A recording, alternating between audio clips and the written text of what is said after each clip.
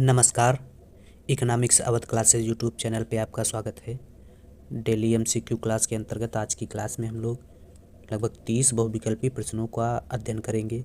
यह प्रश्न आगामी शिक्षक भर्ती परीक्षा के लिए महत्वपूर्ण हैं और यहाँ से प्रश्न एग्जाम में मिलने की संभावना है।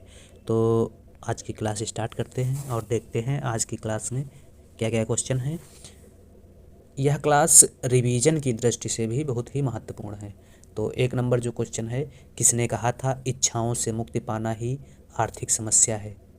ऑप्शन देख लेते हैं। Option A Robinson, B Marshall, C JK Mehta, D Adam Smith. तो इच्छाओं से मुक्ति पाना ही आर्थिक समस्या है, यह कथन जो है प्रोफेसर जेके मेहता का है।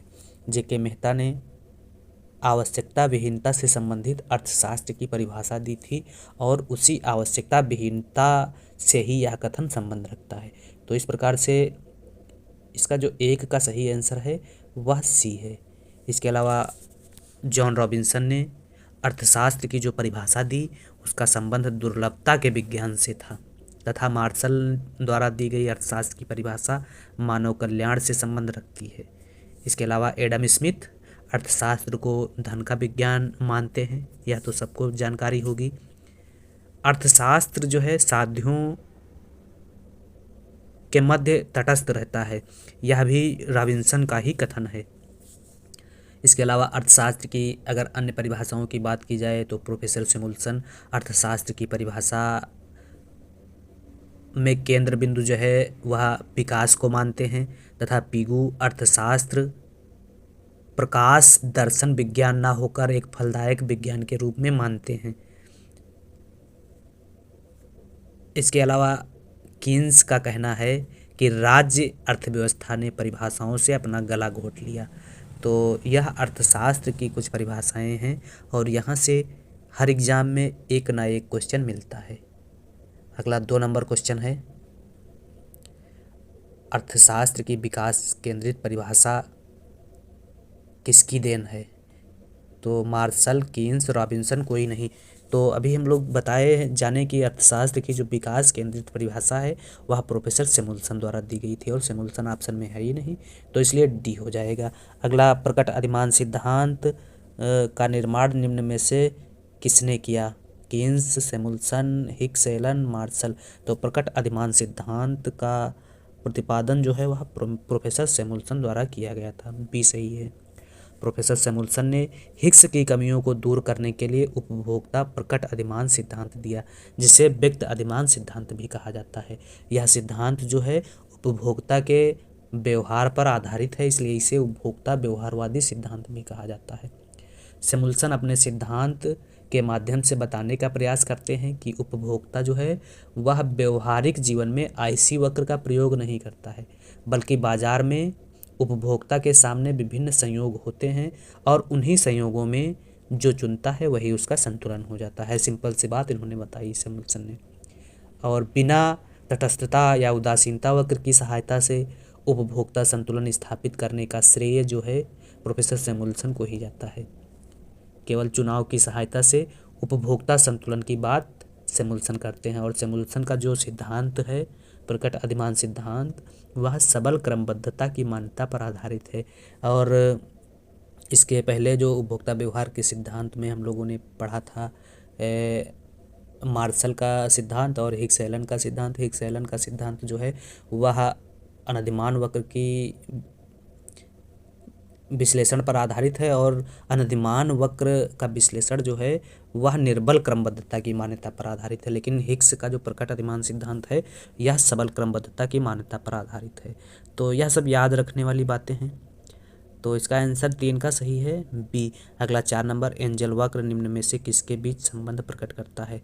तो एंजल वक्र जो है आय एवं उत्पादन, उपभोग एवं उपभोक्ता, उत्पादन एवं उत्पादकता, तो आय और उपभोग के बीच एंजल वक्र संबंध जो है व्यक्त करता है।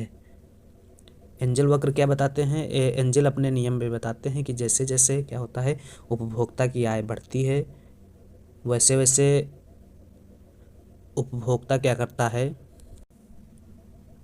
वैसे वैसे भोजन पर होने वाले व्यय के अनुपात में कमी आती है, मकान तथा कपड़े पर होने वाले व्यय का अनुपात जो है स्थिर रहता है तथा अन्य वस्तुओं जैसे शिक्षा, स्वास्थ्य, मनोरंजन आदि पर होने वाले व्यय का अनुपात जो है बढ़ता है। तो एंजल एक जर्मनी के सांख्यिकी अर्थशास्त्री थे जिन्होंने आय एवं उपभोग के बीच संबंध बताने का प्रयास किया। अगला क्वेश्चन है 5 नंबर क्वेश्चन। गिफेन वस्तु का मांग वक्र होता है। तो गिफेन वस्तु में मांग का नियम लागू नहीं होता है, इसलिए मांग के नियम का उल्टा हो जाएगा गिफेन का मांग वक्र, अर्थात दाईं ओर ऊपर उठता हुआ होगा गिफेन वस्तु में मांग का नियम या मांग वक्र। 5 का ए सही हो जाएगा। 6 नंबर क्वेश्चन। एक ग्राहक की क्रय शक्ति में परिवर्तन के द्वारा मांग में परिवर्तन कहलाता है। आय प्रभाव, प्रतिस्थापन प्रभाव, मूल्य प्रभाव, प्रदर्शन प्रभाव। तो एक ग्राहक की क्रय शक्ति में परिवर्तन के द्वारा मांग में जो परिवर्तन होता है उसे आय प्रभाव कहते हैं। क्यों? क्योंकि ग्राहक की जब क्रय शक्ति ही नहीं होगी, आय ही नहीं होगी, तो वह क्रय क्या करेगा, और आय में कमी होने से जब मांग में परिवर्तन होगा तो उसे आय प्रभाव कहा जाता है। Next question. उपभोक्ता किस वस्तु की कीमत घटने पर उपभोग घटा देता है। तो उपभोक्ता जो है गिफिन वस्तु की कीमत घटने पर उपभोग घटा देता है। नेक्स्ट क्वेश्चन क्या है 8 नंबर। कॉपडगलस उत्पादन फलन के अनुसार पैमाने के प्रतिफल होते हैं, शून्य, घटते हुए, स्थिर, बढ़ते हुए। तो कॉपडगलस उत्पादन फलन के अनुसार पैमाने के जो प्रतिफल होते हैं वह स्थिर होते हैं, सी सही है। 9 नंबर क्वेश्चन। उत्पादन फलन का विचार संबंधित है तकनीक दक्षता से, आर्थिक दक्षता से, आवंटन दक्षता से, या सभी। तो उत्पादन फलन का विचार जो है तकनीक दक्षता से संबंधित है। 9 ए सही है। 10 परिवर्तनशील अनुपातों का नियम अस्तित्व में आता है जब सभी साधन परिवर्तनशील होते हैं। एक स्थिर साधन और एक परिवर्तनशील होता है। 2 साधन परिवर्तनशील होते हैं, परिवर्तनशील साधन कम उत्पादन करता है। तो परिवर्तनशील अनुपातों का नियम जो है वह अल्पकाल से संबंध रखता है और एक साधन स्थिर और तथा एक साधन परिवर्तनशील होता है। 10 का सही आंसर बी है। और इसके अलावा पैमाने का प्रतिफल जो है दीर्घकाल से संबंध रखता है। 11 नंबर क्वेश्चन। निम्न चित्र में किस अर्थशास्त्री द्वारा मांग की व्याख्या की गई है। तो इस चित्र में जो है वह पालेओम्सीजी द्वारा मांग की बात बताई गई है। पालेओम्सीजी किस ऑप्शन में है? पालेओम्सीजी है ए ऑप्शन में। 11 का ए सही है। अगर सिर्फ विकुंचित मांग वक्र की ये बात की गई है और पालेओम्सीजी विकुंचित मांग वक्र की अवधारणा का प्रतिपादन करते हैं, तो अगर विकुंचित मांग वक्र की विशेषताओं की सिर्फ बात की जाए तो विकुंचित मांग वक्र सर्वप्रथम जो दिया गया था वह पालेओम्सीजी द्वारा दिया गया था। विकुंचित मांग वक्र अल्पाधिकार बाजार से संबंध रखता है और कीमत जड़ता की जो विशेषता पाई जाती है वह भी अल्पाधिकार बाजार में पाई जाती है। अल्पाधिकारी बाजार में मांग वक्र विकुंचन क्यों होता है? क्योंकि कीमत कम होने पर प्रतिद्वंदी फर्में उस फर्म का पीछा कर लेती हैं लेकिन कीमत बढ़ने पर पीछा नहीं करती, इसलिए मांग का वक्र जो है वह विकुंचित हो जाता है। अल्पाधिकारी बाजार में संतुलन कब तक होता है? तो जब एमसी वक्र एमआर के टूटे हुए हिस्से से गुजरती है तब तक क्या होता है? संतुलन होता है। और क्वेश्चन कभी कभी यह पूछ लिया जाता है कि विकुंचित मांग वक्र में कौन सा वक्र टूटा हुआ होता है, एमसी, एमआर या एआर टूटा हुआ होता था? तो एमआर वक्र जो है वह विकुंचित होता है या टूटा हुआ होता है। कीमत जड़ता की व्याख्या कौन सा मॉडल करता है? तो विकुंचित मांग वक्र मॉडल जो है कीमत जड़ता की व्याख्या करता है। तथा विकुंचित मांग में वृद्धि होने पर संतुलन कैसी होती है? तो उत्पादन की मात्रा एवं कीमत स्थिर रहती है। विकुंचित मांग वक्र में एक फर्म की लागत में वृद्धि होने से कीमत स्थिर रहती है और सभी फर्मों की लागत प्रभावित होने से कीमत बढ़ जाती है। तो यह विकुंचित मांग वक्र के संबंध में कुछ प्रमुख विशेषताएं थी। अगला, एक सममात्रा वक्र मूल बिंदु के ओर उन्नतोदर होता है, मूल बिंदु की ओर नतोदर होता है। तो सममात्रा वक्र मूल बिंदु की ओर नतोदर होता है। अनधिमान वक्र का उल्टा बना होता है, या कह सकते हैं कि उत्पादन संभावना वक्र की तरह का होता है। अगला क्वेश्चन है 13 नंबर क्वेश्चन। पैमाने के ह्रासमान प्रतिफल नियम किस काल में लागू होते हैं? तो अगर पैमाना कहीं दिख जाए तो पैमाने का प्रतिफल जो है वह दीर्घकाल में लागू होता है। तो इसका सही आंसर 13 का ए सही हो जाएगा, दीर्घकाल में। अगला क्वेश्चन है 14 नंबर क्वेश्चन। निम्न चित्र में OS रेखा क्या प्रदर्शित कर रही है? तो OS रेखा जो है पैमाने की रेखा बता रही है। बी सही है। 14 number question. 16 number question, Pareto इष्टतम की स्थिति निम्न के अंतर्गत सही है? एकाधिकार, अल्पाधिकार, पूर्ण प्रतियोगिता, एकाधिकारिक प्रतियोगिता। तो पैरेटो इष्टतम की स्थिति जो है वह परफेक्ट कंपटीशन की स्थिति में स्थित सही है। परफेक्ट कंपटीशन, सी ऑप्शन सही है।